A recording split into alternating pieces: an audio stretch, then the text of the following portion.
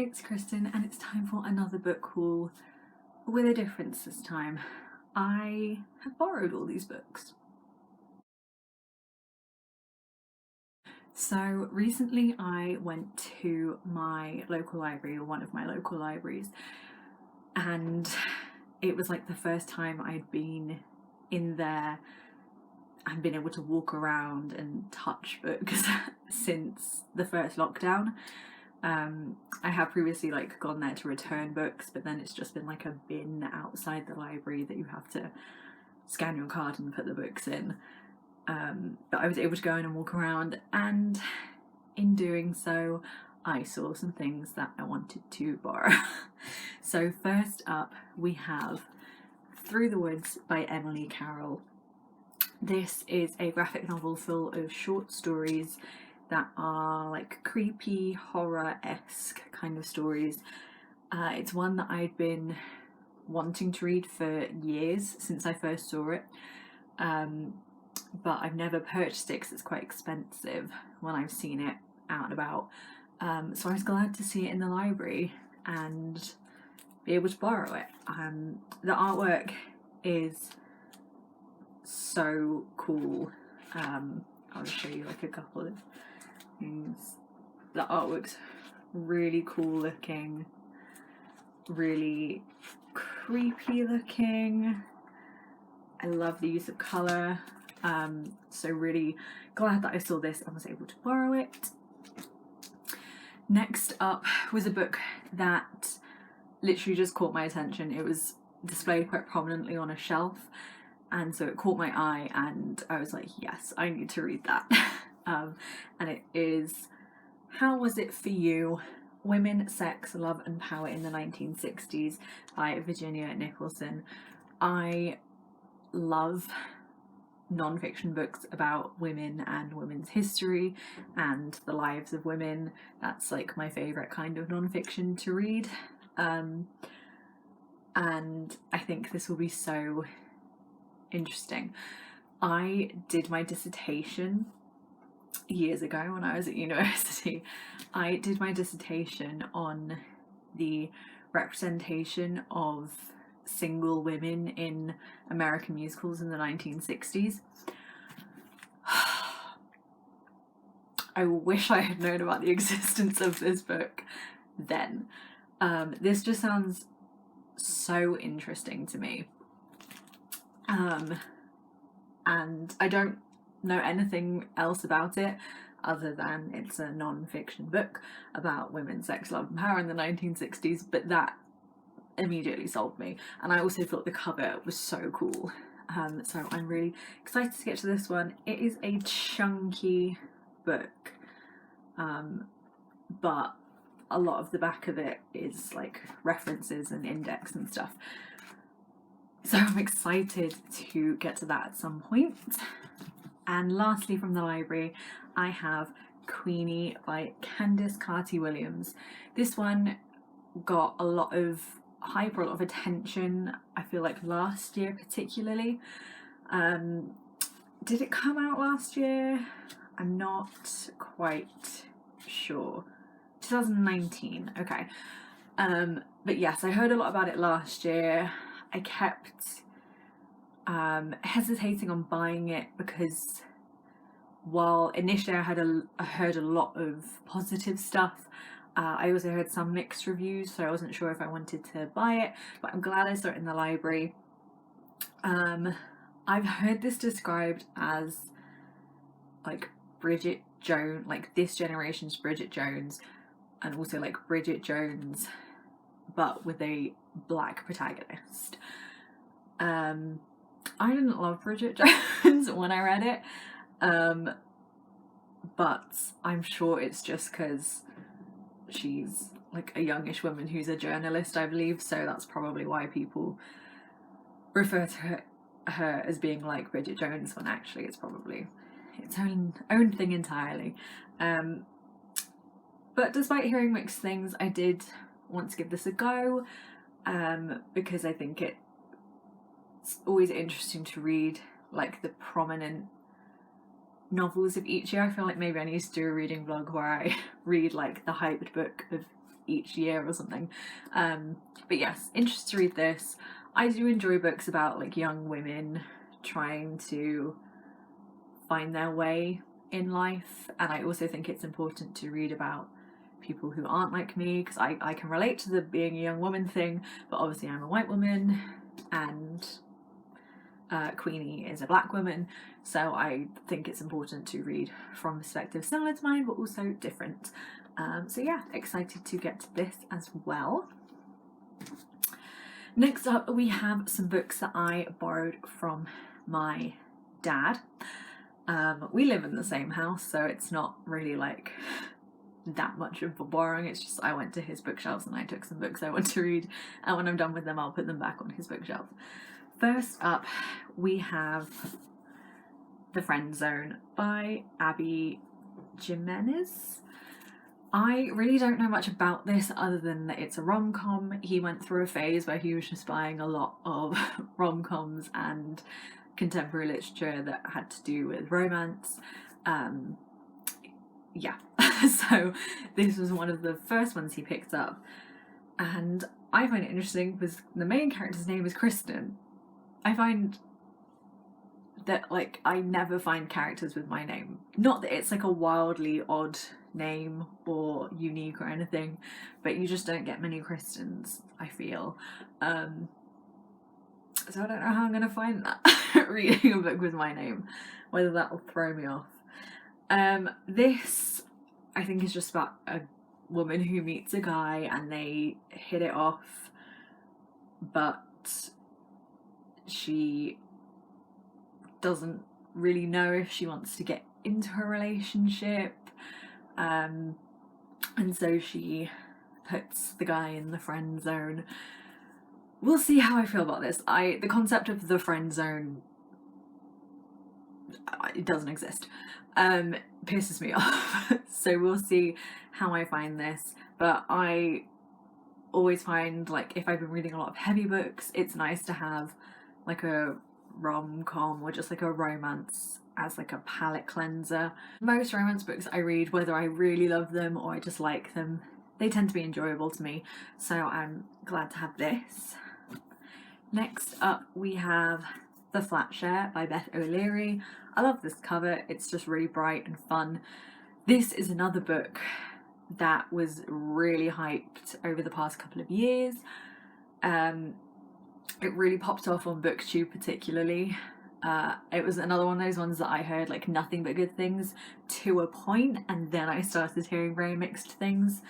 But the premise sounds really fun. It's about two people who share a flat, but they share it at like different times of the day. So Leon occupies the flat because there's only one bed, while Tiffy's at work during the day, and then he works night shifts, so then Tiffy gets the flat at night, and I believe they like leave little notes for each other because they don't really meet particularly because they don't see each other, and I just thought that sounded like such a cute concept. I have heard that this is actually slightly more hard-hitting than a lot of people anticipated, to do with like backstories and things, but that intrigues me.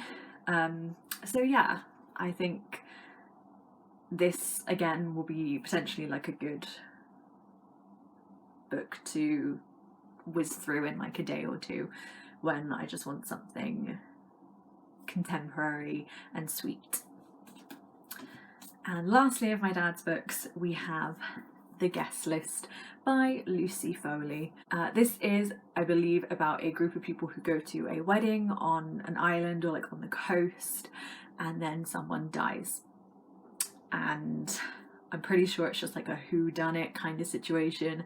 I love a whodunit, and I really love books where someone dies or like several people die like in a row, but it's like a secluded environment, so like an island or a big house that's very like separate from like a city, or like a camp out in the woods, or like a secluded hotel, just like very where the setting is very separate and it's not easy to like travel, so they can't just call people, they can't just jump in a car and be back quickly.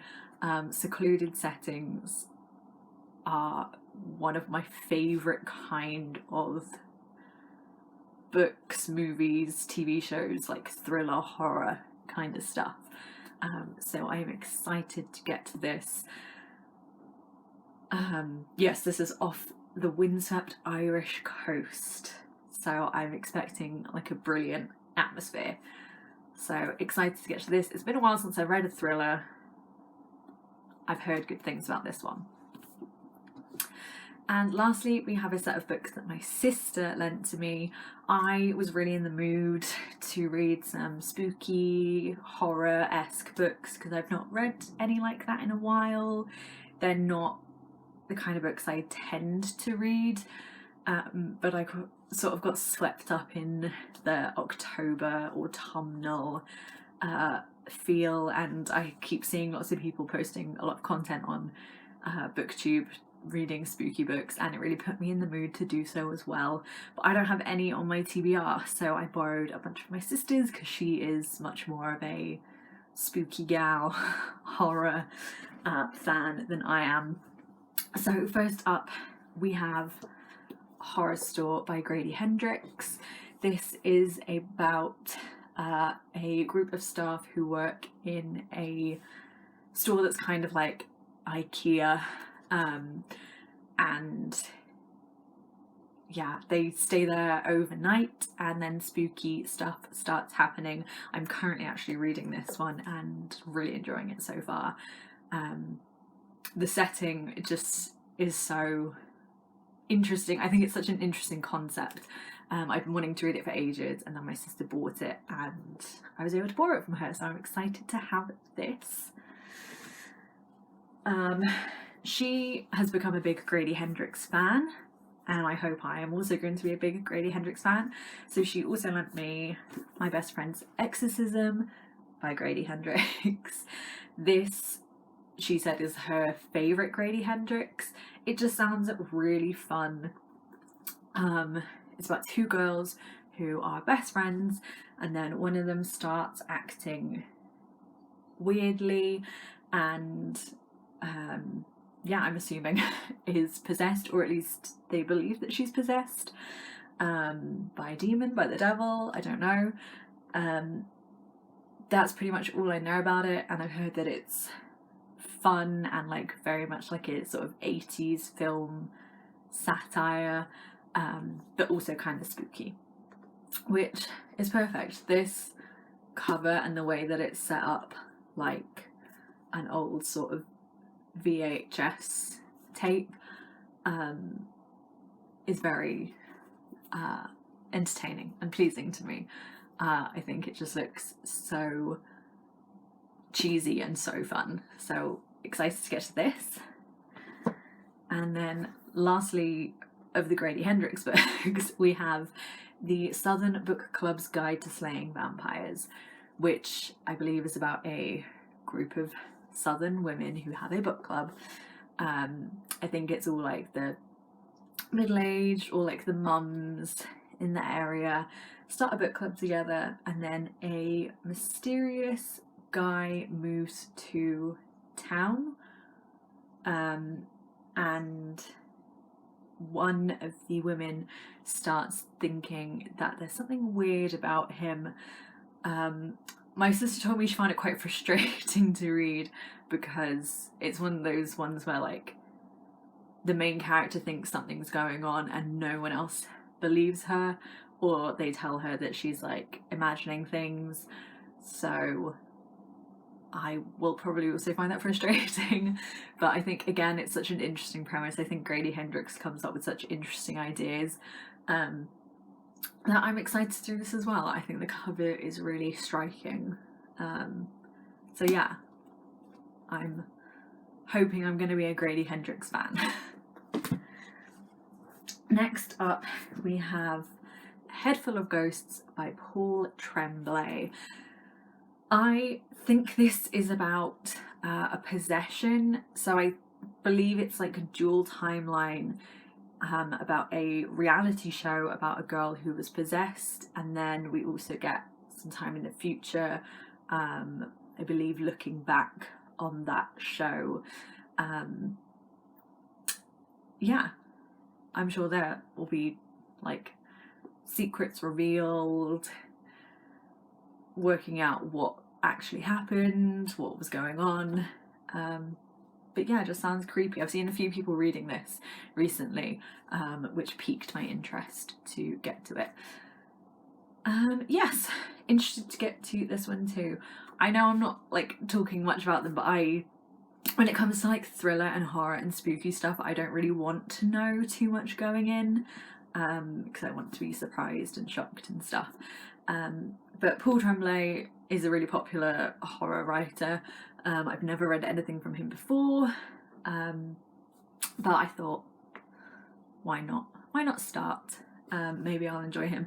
I know that a lot of people find him hit and miss, like some of his books are really popular and then others are not so much, but I'm hoping I'll like this one. Then next up we have a book that I actually gifted to my sister and she read and has now lent back to me, and that is Thin Air, a Ghost Story by Michelle Paver. I read a Michelle Paver book, Dark Matter, years ago when I was in like sixth form, so nearly 10 years ago I think, and I enjoyed it. Didn't love it, but found it very atmospheric. I also read it when I was like in the middle of doing a lot of exam prep, so couldn't wholly focus on it. Would be interested to give it a reread to see if I enjoy it more now. But anyway, Thin Air, I really don't know a whole lot about. I just saw the premise and thought that my sister would enjoy it because I know that she likes spooky stories, so I thought she'd enjoy a ghost story. It's set in the Himalayas, so a group of Englishmen decide to go on like a mountain trek, I believe, and that's pretty much all I know. They go on a mountain trek and then things go wrong, I assume, and they encounter a ghost. In Dark Matter, I really liked the atmosphere that Michelle Paver created. Like, her writing was very atmospheric, created a really cool setting and like unsettling feeling within that, so I wanted to give Michelle Paver another go, and I'm sure even if like I am iffy about the plot or the characters, that at least the atmosphere will be interesting to read about. And then lastly we have another book that I bought, or I think my mum actually bought it for my sister, but I suggested it as a present, and that is The Luminous Dead by Caitlin Starling. This one I heard about first on Riley Marie's channel, and when she described it I thought it sounded like the perfect book for my sister, and apparently it was, because my sister gave it 5 stars. So now I really want to read it. It's about a woman who goes on an expedition in like a cave, I believe, and part of the suit she wears has to be controlled like externally, so there's someone else controlling her suit, and it just sounded really cool because it sounds very secluded, very claustrophobic, and I believe it gets to a point where the main character doesn't know if she can actually trust the person who's controlling her suit, and I also believe it's queer, which is always a plus. But yes, stuff to do with like sci-fi, horror, stuff like that really intrigues me, and yeah, it sounds very like claustrophobic. The idea of like going down into caves and tunnels and like the risk of getting stuck there freaks me out. I recently watched the horror movie The Descent, and I kept having to pause it as I was watching it because I was getting freaked out. Just confined spaces are not for me. Anything like deep down or anything like that freaks me out. I also read a couple of years ago Into the Drowning Deep by Mira Grant, which is about a group of people on a ship, and some of them like go down in the water in like submarines, and those scenes put me on edge. So I'm hoping I'm gonna get like a similar vibe with this one. Very excited to read this. And that is everything. I really need to get to reading these so I can return them to the library or to people. But I'm very excited about all of these books.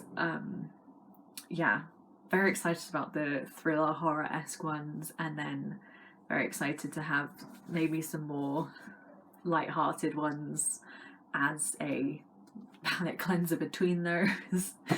But yes, that is everything from me today.